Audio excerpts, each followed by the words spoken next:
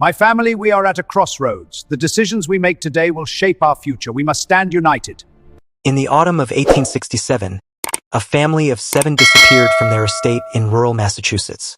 The Holloways had lived in the same stone manor for 3 generations, respected members of a small community where everyone knew everyone's business. Or so they thought.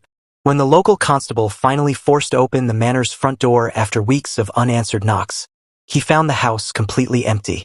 No bodies, no signs of struggle, no note of explanation, just 7 place settings at the dining table, food still on the plates, rotted now but arranged as though the family had simply stood up mid-meal and walked away from their lives forever. But that's not the strangest part. The strangest part is what the constable found in the cellar. 7 coffins, each one sized for a different member of the family, lined up against the stone wall. The wood was fresh, the craftsmanship excellent, and inside each coffin was a photograph, not of the dead, but of the living. Each Holloway family member had been photographed in their coffin, eyes open, staring directly at the camera, their faces showing expressions that witnesses would later describe as pure, absolute terror. This is the story of what really happened in Holloway Manor. This is the story they tried to bury. This is the story that refuses to stay dead.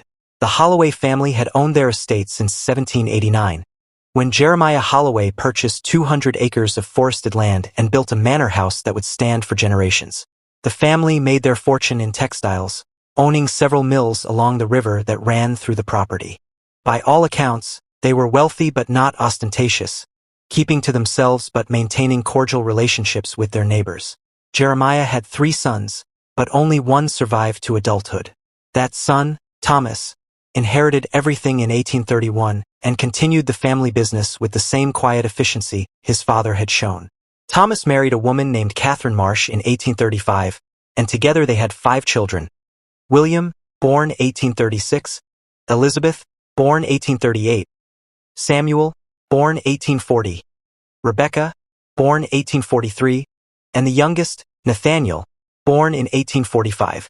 By all appearances, they were a normal, prosperous family. The children were educated by private tutors.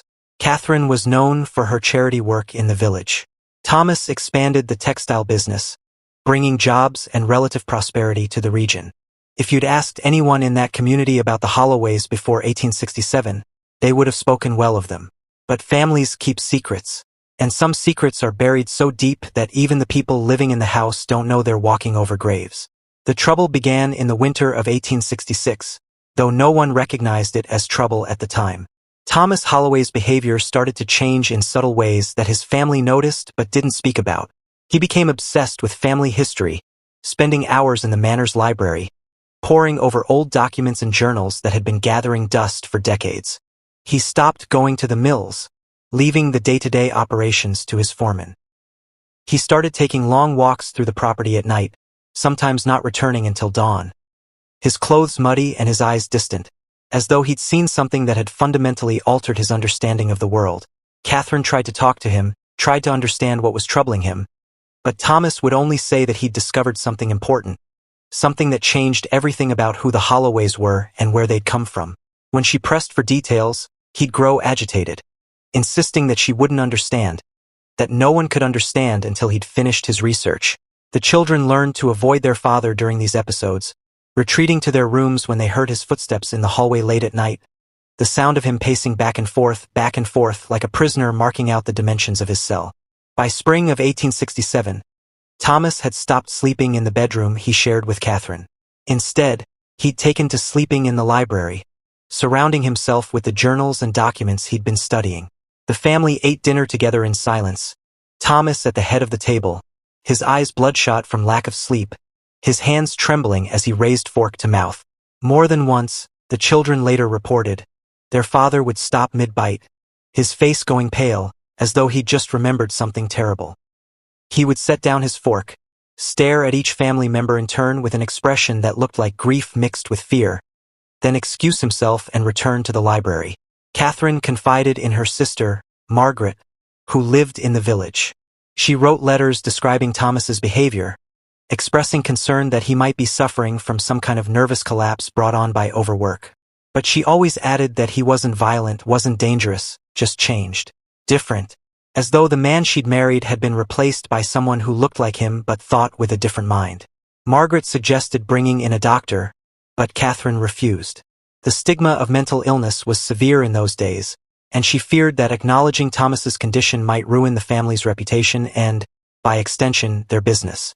In July of 1867, Thomas did something that would later be recognized as the first overtly disturbing sign that whatever was happening had moved beyond simple eccentric behavior. He commissioned a local carpenter to build 7 coffins. When the carpenter asked who had died, Thomas said no one. He simply wanted the coffins built, each one custom-sized for a specific member of his family. The carpenter, uncomfortable but needing the work, agreed. He delivered the coffins in late August, and Thomas had them placed in the manor's cellar, lined up against the stone wall like soldiers awaiting orders. The servants quit shortly after. All of them within the span of a week. They gave various excuses: better opportunities elsewhere, family obligations, desire to move to the city, but years later one of them would admit the truth. They'd heard things in that house. Voices coming from empty rooms. Footsteps in the attic when everyone was accounted for downstairs. And worst of all, they'd seen Thomas standing in the cellar, talking to the coffins, having conversations with people who weren't there, responding to questions only he could hear. With no servants, the family became even more isolated. Catherine had to manage the household herself, and the older children helped with cooking and cleaning. They stopped attending church services. They stopped receiving visitors. When neighbors came calling, Catherine would meet them at the door and politely but firmly turn them away, always with the excuse that Thomas was unwell and needed quiet. The neighbors respected her privacy, as people did in those days, but they talked among themselves. Something was wrong at Holloway Manor. Something dark had taken root in that family. It was William, the eldest son at 31 years old, who finally discovered what his father had been researching. In early September, while Thomas was taking one of his nighttime walks through the property, William entered the library and began reading the journals his father had been so obsessed with. What he found there would haunt him for the short time he had left to live. The journals belonged to Jeremiah Holloway, William's grandfather, and they detailed events from 1789, when the manor was first built. Jeremiah hadn't purchased the land through normal means. He'd won it in a game of cards from a man named Silas Corbett, who'd been desperate and drunk and willing to wager everything on a single hand. Corbett lost, and when he sobered up and realized what he'd done, he'd begged Jeremiah to return the land, offering twice its value in cash. Jeremiah refused. The deed was legal, the transaction complete, and he had no intention of giving back what he'd won fairly. 3 days later, Silas Corbett hanged himself from a tree on the property. Before he died, he'd carved words into the bark. Words that had terrified Jeremiah enough that he'd cut down the tree and burned it, though not before copying the message into his journal. The message was a curse. Silas Corbett, in his final moments, had cursed the Holloway bloodline. He'd cursed them to know the exact moment and manner of their deaths. He'd cursed them to watch their own bloodline end. And he'd promised that in 3 generations, the curse would come to fruition, and the last Holloway would bury his own family before joining them in death. Jeremiah had dismissed it as the ravings of a desperate man, but he'd written it down anyway, perhaps as a curiosity or perhaps because some part of him believed. Thomas Holloway, reading his grandfather's journal 77 years later, realized that 3 generations had passed. He was the last direct male descendant of Jeremiah Holloway, and according to the curse, his family was doomed. William confronted his father the next morning, demanding to know if this was what had been driving his strange behavior. Thomas broke down, weeping in a way his son had never seen, admitting that yes, he believed the curse was real, that he'd been having dreams, visions, seeing how each member of his family would die. He described William's death in detail: drowning in the river, his body trapped beneath floating logs, his lungs filling with water while his family searched for him on the banks above. He described Elizabeth falling from the attic window, her neck breaking on impact, Samuel crushed beneath a fallen tree, Rebecca consumed by fever, young Nathaniel, only 22 years old, choking on dinner while everyone watched helplessly, and Catherine, his beloved wife, taking poison, choosing death over watching her children die one by one. William didn't believe him, or rather, he didn't want to believe him, but he couldn't ignore the specificity of the visions, the detail with which his father described events that hadn't happened yet. And he couldn't ignore the fact that his father had commissioned coffins before any of these deaths had occurred, as though he was preparing for something he knew was inevitable. The family gathered that night for what would be their last meal together. Thomas insisted they all sit, all eat, that they behave as though everything was normal, even though nothing would ever be normal again. He told them about the curse. He showed them Jeremiah's journal. He explained that he tried everything to break it, had consulted with spiritualists and priests, had performed rituals he'd found in books of folklore and superstition, all to no effect. The curse would run its course. Their bloodline would end, and there was nothing anyone could do to stop it. Catherine refused to believe it. She insisted this was madness, that curses weren't real, that Thomas needed medical help, not enabling. But even as she spoke, her voice carried a tremor that suggested she wasn't as certain as she wanted to appear. The children sat in silence, looking at each other, perhaps wondering which of them would die first, perhaps trying to convince themselves that their father had simply gone insane and that this would all be resolved once he received proper treatment. Thomas made them promise something. If the curse proved real, if they started dying exactly as he'd foreseen, then before the last death occurred, they would all go to the cellar. They would each lie in their appointed coffin. They would allow him to photograph them, to create a record that they'd existed, that they'd been real people with real lives, not just victims of some ancient curse. And then, after the photograph was taken, they would wait together for death to claim them all at once, rather than being picked off one by one like animals hunted for sport. It was a mad request, born of a mad conviction, but something in Thomas's voice, something in the absolute certainty with which he spoke, made them agree. Perhaps they thought they were humoring a sick man. Perhaps they thought it would never actually come to that. Or perhaps, on some level they couldn't consciously acknowledge, they believed him. The deaths began 3 days later. Samuel went first. He was working on the property, clearing fallen branches from a storm the night before, when an oak tree that had stood for 100 years suddenly split down the middle. Half of it came crashing down with no warning, no crack of breaking wood to alert him, just sudden catastrophic failure. Samuel was crushed instantly, his body mangled beyond recognition. It took 3 men to lift the trunk enough to pull him free, and when they did, William remembered what his father had said. Samuel crushed beneath a fallen tree. The family was in shock, but Thomas seemed almost calm, as though he'd been expecting this, preparing for it. At the funeral, he stood dry-eyed while Catherine sobbed and the other children clung to each other for support. Afterward, back at the manor, he reminded them of their promise. They'd agreed to go to the cellar if the deaths matched his visions. Samuel's death had matched exactly. They owed him this. Rebecca was next. A fever came on suddenly, violently, burning through her body with a speed that terrified the local doctor. He'd never seen anything like it, he said. She went from healthy to dead in 48 hours, her temperature climbing so high that she was delirious at the end, crying out for people who weren't there, speaking in languages she'd never learned. Rebecca consumed by fever, exactly as Thomas had foreseen. 2 children dead in the span of a week. The community was devastated, but also suspicious. 2 deaths in one family, both sudden, both violent in their own way. People began to whisper. They began to wonder if perhaps Thomas Holloway had something to do with it, if the strange behavior and the commissioned coffins were evidence not of foreknowledge but of planning. The constable came calling, asking questions in the careful way that authorities do when they suspect something but have no proof. Thomas answered every question with perfect calm, providing alibis, explaining circumstances, never showing the grief that the constable expected from a man who'd just lost 2 children. This only made the suspicion worse. Elizabeth died next, and it happened exactly as Thomas had described. She was in the attic, searching through old trunks for winter clothing, when she lost her balance near the window. The fall should have been survivable, a broken leg perhaps, some bruises, but she landed wrong, her neck snapping with a sound that William, working in the garden below, would hear in his nightmares for the rest of his very short life. Elizabeth falling from the attic window, neck breaking on impact. 3 for 3. Catherine finally broke. She locked herself in her room and refused to come out, refused to eat, refused to speak to anyone except through the door.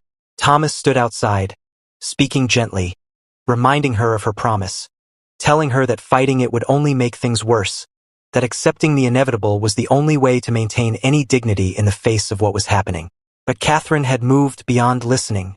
beyond reasoning. She'd lost 3 children in 3 weeks, and her mind had finally done what it should have done months ago. Rejected reality completely.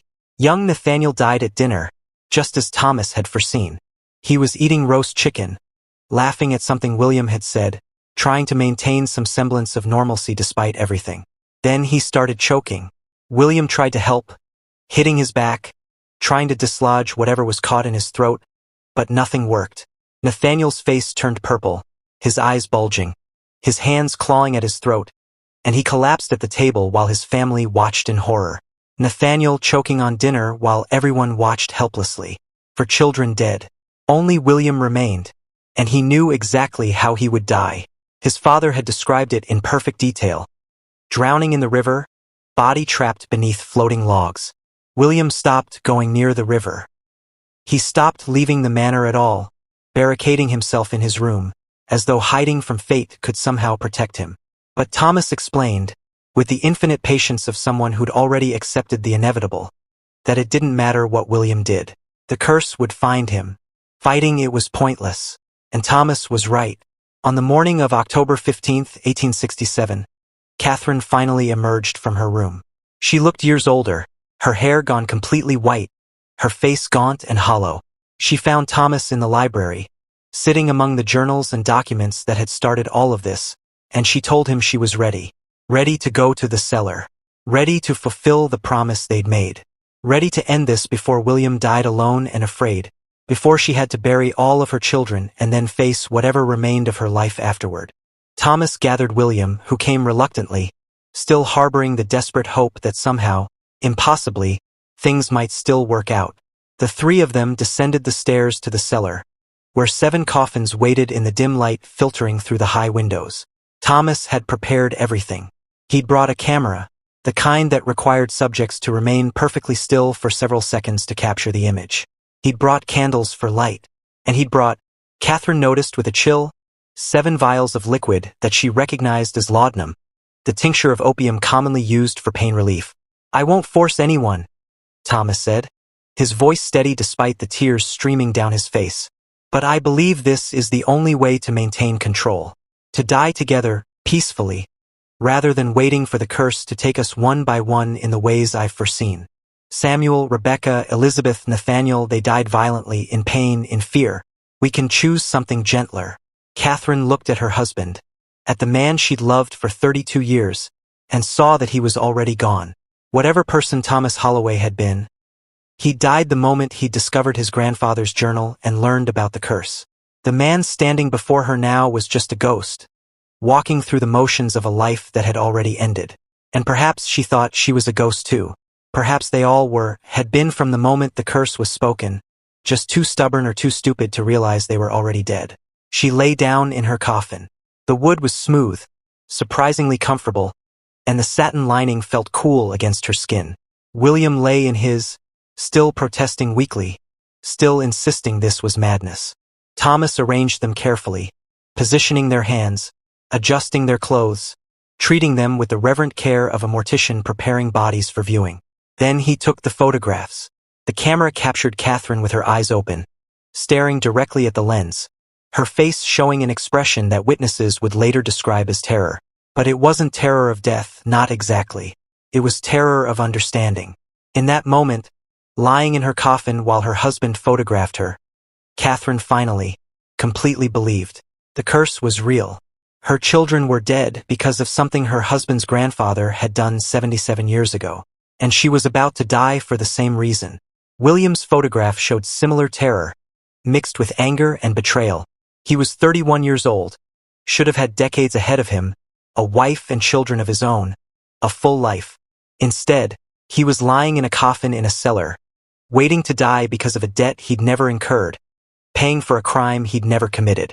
Thomas photographed himself last using a long shutter release cord. His expression was different from his wife and sons. He looked relieved, not happy, but relieved, as though an enormous burden was finally being lifted. He'd carried the knowledge of his family's doom for nearly a year, had watched his children die one by one exactly as he'd foreseen, and now it was almost over. Just one more step. He distributed the laudanum. Catherine drank hers without hesitation, eager now to escape.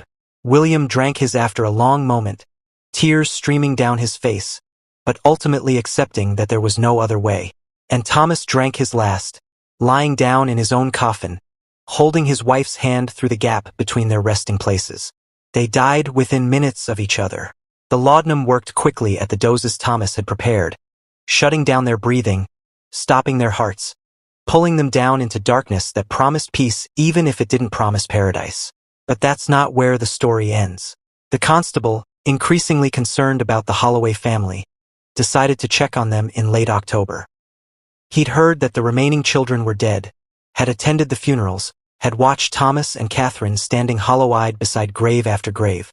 When he arrived at the manor and found it locked, windows shuttered, no signs of life, his concern turned to alarm. He forced the door, called out, received no answer. The house was silent, empty, with that particular quality of emptiness that comes only when the living have departed and left something vital behind. He found the dining room first, with its 7-place settings and rotted food, and assumed the family had left in a hurry.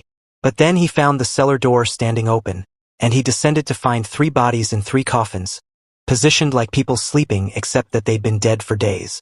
The smell was overwhelming, but more overwhelming was the sight of those photographs, propped up in the remaining 4 coffins, showing Rebecca and Samuel and Elizabeth and Nathaniel lying exactly where Catherine and William and Thomas lay now, their faces showing the same terror, their eyes staring at the camera with expressions that suggested they'd understood something terrible in their final moments. The constable ran from that cellar and never returned. He reported what he'd found to the town council, who decided that the less said about the whole affair, the better. The Holloways had clearly succumbed to some kind of mass hysteria, some shared delusion that had driven them to suicide. But the details, the specifics, the photographs, these were too disturbing to share with the general public. The manor was sold, the bodies were buried, and the official story became that the family had died in a tragic accident, a fire that had consumed the manor and everyone in it. But that was a lie. The manor still stood, and it changed hands several times over the next decades, each new owner lasting only a few years before selling at a loss, eager to escape. They reported sounds in the cellar, scratching on coffin lids, voices calling out in the darkness, footsteps pacing back and forth like someone measuring the dimensions of a cell. The servants quit, the families left, and eventually, the manor was abandoned, left to rot and decay, slowly being reclaimed by the forest that surrounded it. The curse, it seemed, hadn't ended with Thomas Holloway's death. Or perhaps it had, but something else had begun. Something born from the horror and desperation of those final days, from the photographs taken of people lying in their own coffins, from the knowledge that an entire bloodline had been wiped out over a debt incurred by a dead man in a card game almost a century earlier. In 1924, a team of historians visited the abandoned Holloway Manor, interested in documenting its architecture and history. They found the cellar intact, and inside it they found the 7 coffins, still lined up against the wall. 6 were empty, the bodies having been removed for proper burial decades earlier. But the 7th, the smallest, contained something that made the historians leave immediately and vow never to return. Inside Nathaniel's coffin was a journal. A new journal, written in fresh ink that couldn't possibly have been there for 57 years. The handwriting matched Thomas Holloway's, verified against documents in the historical archive. And the journal contained a single entry, dated October 15, 1924, exactly 57 years after Thomas's death. The entry read, "The curse is patient. It waited 3 generations for my grandfather. It will wait 3 generations for me. Tell my descendants to beware the year 1981. Tell them what happened here. Tell them that some debts can never be repaid, only passed down, and the interest compounds until it destroys everything it touches. Tell them I'm sorry." But there were no descendants. The Holloway bloodline had ended in that cellar in 1867.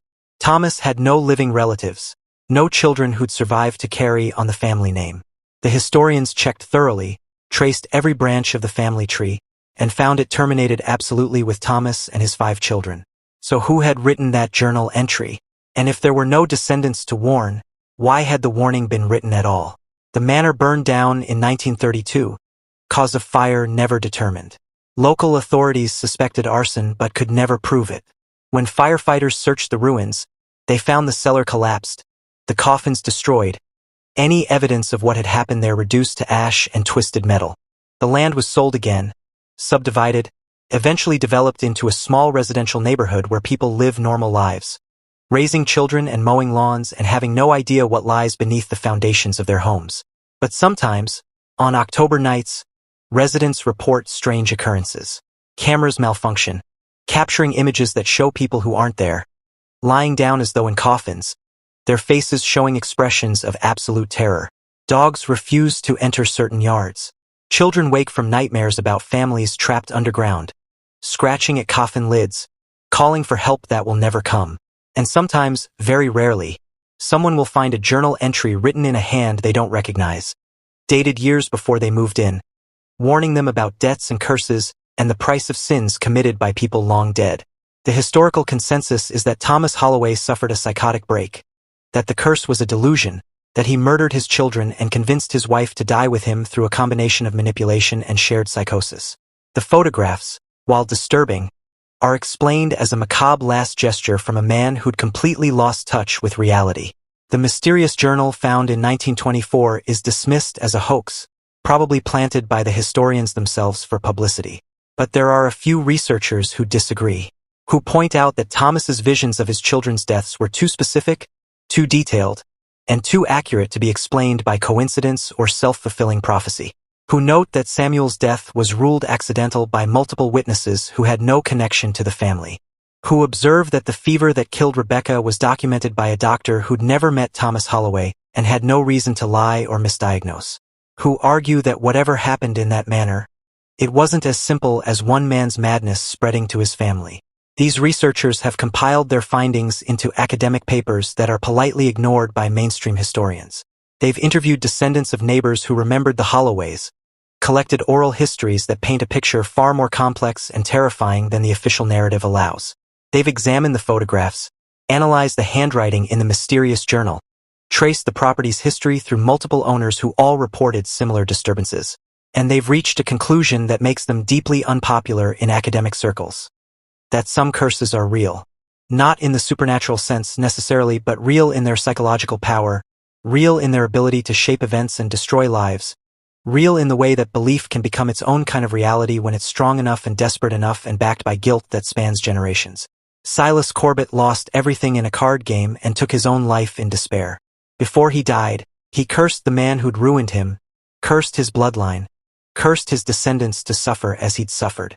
And whether through supernatural means or through the sheer psychological weight of that curse, through the power of belief and fear and guilt transmitted from father to son across 77 years, the curse came true. The Holloway bloodline ended exactly as predicted, in tragedy and horror that served no purpose except to balance some cosmic ledger that no rational person should believe in. But the story doesn't end with the Holloways, because curses, whether real or imagined, have a way of spreading beyond their original targets. The workers who built those coffins reported nightmares for years afterward. The constable who discovered the bodies in the cellar never recovered, dying of a heart attack within a year, his family saying he'd been haunted by what he'd seen. The historians who found the mysterious journal in 1924 both died in accidents before they could publish their findings, their research notes mysteriously disappearing before anyone else could examine them. And the families living now on the land where Holloway Manor once stood report a disproportionate number of tragedies. Divorces, bankruptcies, accidents, illnesses, all within normal ranges individually but collectively suggesting a pattern. Children born in those houses seem to have more nightmares than average. Dogs adopted by those families tend to die younger. And every few years someone moves in who becomes obsessed with the property's history, who starts researching the Holloways, who begins to believe that maybe, just maybe, some part of what happened in 1867 is still happening, still unfolding, still claiming victims according to rules that no one fully understands. The current owner of the property where the cellar once stood is a woman named Jennifer Morrison, and she's lived there for 15 years with her husband and 2 children. She's heard the stories, read the historical accounts, seen the photographs that are now part of the public record. And she doesn't believe in curses, doesn't believe in ghosts, doesn't believe that the past can reach forward and poison the present. But she does believe in her daughter's nightmares, which started on her 7th birthday and come every night now. Dreams of lying in a coffin while someone takes her photograph. Dreams of a man with tears on his face telling her that he's sorry, that he tried to break the cycle but couldn't, that some debts just keep compounding until they consume everything. She believes in the journal entries she's found written in her daughter's handwriting, even though her daughter swears she never wrote them. Entries that warn about the year 2034, that speak of curses and bloodlines and 3 generations. And she believes what she saw last week, when she went down to the basement to fix a leaking pipe and found 7 scratches on the concrete floor, arranged in a line, each one exactly the length and width of a coffin. Jennifer Morrison is considering selling the house. She's considering moving her family far away, starting over somewhere with no history, no darkness buried beneath the foundation. But some part of her wonders if it would make any difference. If the curse, assuming it exists, is tied to the land or to something else, something that follows bloodlines regardless of where they live or how far they run. She started researching her own family history, tracing her lineage back, looking for connections to the Holloways that might explain why her daughter is having these nightmares, why the warnings keep appearing in handwriting that shouldn't exist, and what she's discovered has made her stop sleeping at night. Jennifer Morrison's great-great-great-grandmother was Margaret Marsh, Catherine Holloway's sister, the one Catherine wrote to, confiding her concerns about Thomas's strange behavior in the months before the tragedy. Margaret inherited some of Catherine's possessions after the deaths, including a few journals and letters that had been stored at Margaret's house rather than at the manor. Those documents eventually passed down through the family, mostly forgotten, stored in attics and basements, until they ended up with Jennifer. She's been reading those journals, and she's found entries that were never included in the official historical record. Entries where Catherine describes dreams she was having, dreams that started after she married Thomas, dreams of her children dying one by one, dreams of lying in a coffin while someone photographed her. Catherine dismissed these dreams as anxiety about marriage and motherhood, never making the connection to the curse her husband would later discover. But Jennifer has made the connection. If Catherine was having prophetic dreams before Thomas even knew about the curse, then the curse wasn't just working through Thomas's knowledge and belief. It was working on its own, independent of whether anyone believed in it or even knew about it. Which means running won't help. Which means selling the house won't help. Which means that if Jennifer is connected to the Holloway bloodline through Catherine's sister, then maybe her daughter is having those nightmares for a reason. 3 generations from Catherine's death would be approximately 2034, the year mentioned in her daughter's mysterious journal entries. Which means, if the pattern holds, if the curse is still active and still following its 3-generation cycle, then Jennifer's daughter will watch her own children die before joining them. Unless someone breaks the cycle. Unless someone finds a way to end what Silas Corbett started in 1790 when he carved his curse into a tree and then hanged himself from its branches. Jennifer has become obsessed with finding that solution. She's contacted paranormal investigators, spiritual practitioners, historians who specialize in folklore and curses. Most of them tell her what she already knows. Curses aren't real. She's experiencing a combination of coincidence and confirmation bias. She should see a therapist and consider medication for her anxiety. But a few, the ones who've studied cases like this, who've seen patterns that shouldn't exist and outcomes that defy rational explanation, they tell her something different. They tell her that curses, if they exist, are sustained by unresolved guilt and unacknowledged debts. That Silas Corbett's curse had power because Jeremiah Holloway knew, on some level, that he'd wronged Corbett, that winning land in a card game from a desperate drunk man was legally permissible but morally dubious. That guilt, passed down through generations, became the fuel that powered the curse, that made it real even if it had started as nothing more than words carved in anger.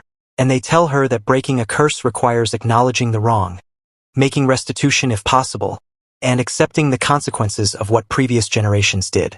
Which means Jennifer needs to find Silas Corbett's descendants, if any exist. She needs to admit that her ancestor benefited from Corbett's ruin, even if only indirectly through marriage.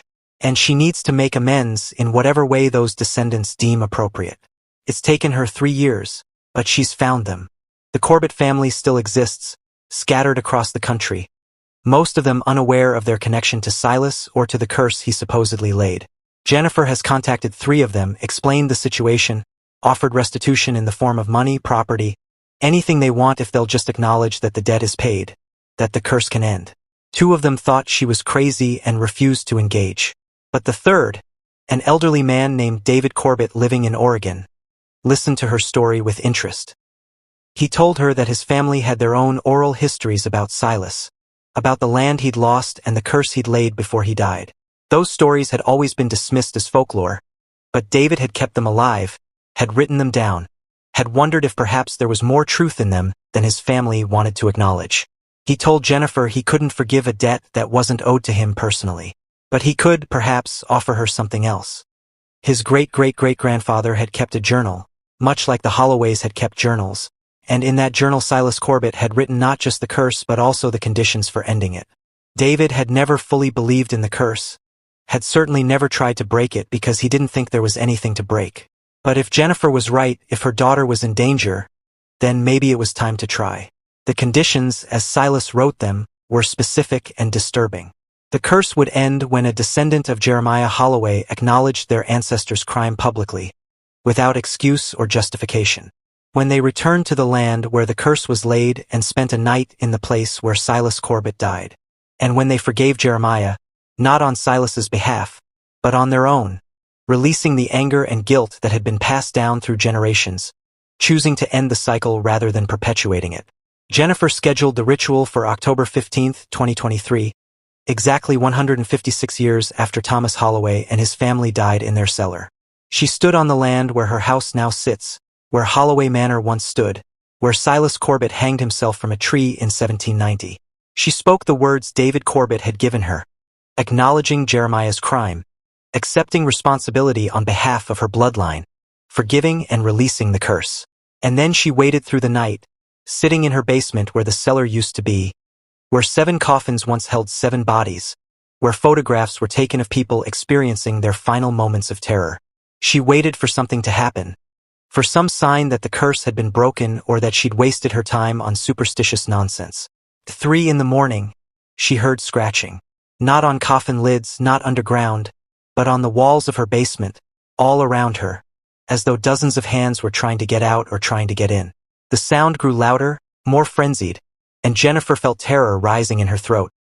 The certainty that she'd made a terrible mistake, that performing this ritual hadn't broken the curse but had instead activated something that had been dormant, waiting for someone to speak the words that would release it fully. Then, as suddenly as it started, the scratching stopped. The basement fell silent, and Jennifer felt something shift, some tension that had been present in the house for as long as she'd lived there suddenly releasing, like a held breath finally exhaled. She went upstairs to her daughter's room and found her sleeping peacefully, more peacefully than she had in months. No nightmares, no crying out, no waking in terror from dreams of coffins and photographs. Just a 7-year-old girl sleeping the way children are supposed to sleep, with the absolute security of knowing that tomorrow will be okay. Jennifer Morrison still lives in that house. Her daughter is 11 now, and the nightmares never returned. No more mysterious journal entries appear. No more warnings about 2034. The pattern, it seems, has been broken. The curse, if it ever existed, has been laid to rest. But sometimes, late at night, Jennifer goes down to the basement and looks at those 7 scratches on the concrete floor. They're still there, permanent reminders of what happened in this place, of the price that was paid by the Holloway family for their ancestors' crime. And she wonders how many other families are living with curses they don't know about, suffering tragedies they can't explain, trapped in cycles that started generations ago and will continue for generations more unless someone finds the courage to break them. Because that's the real horror of the Holloway story. Not ghosts or supernatural forces, but the very human reality that the sins of the father are visited upon the children, that guilt and trauma and debt compound across generations until they become unbearable, that families can carry darkness for decades or centuries without ever understanding where it came from or how to end it. The Holloway family is gone, wiped out in 1867 by a curse that may or may not have been real. But the lesson remains. The past doesn't stay buried. Debts don't go away just because the people who incurred them are dead. And sometimes the only way to break free is to look back, to acknowledge what happened, to accept responsibility for actions we didn't commit but benefit from anyway, and to choose consciously and deliberately to end the cycle. If you're listening to this story late at night, lying in bed in a house that you think you know, maybe take a moment to consider your own family history. What secrets are hiding in your past? What debts were incurred by your ancestors? What curses, literal or metaphorical, have been passed down through generations, manifesting as patterns of tragedy or dysfunction that you've accepted as normal because you've never known anything else? And if you discover something dark, something that explains too much, don't make the mistake Thomas Holloway made. Don't accept it as inevitable. Don't lie down in your coffin and wait for death to claim you. Break the cycle. Make amends. Forgive, not because the people who wronged you deserve it, but because you and your descendants deserve to be free. The Holloway curse ended because someone finally had the courage to acknowledge it and choose differently. Your curse, whatever it might be, can end too, but only if you're willing to look directly at the darkness and refuse to pass it on. Sleep well, and tomorrow maybe start asking some questions about where you really come from and what you might need to leave behind.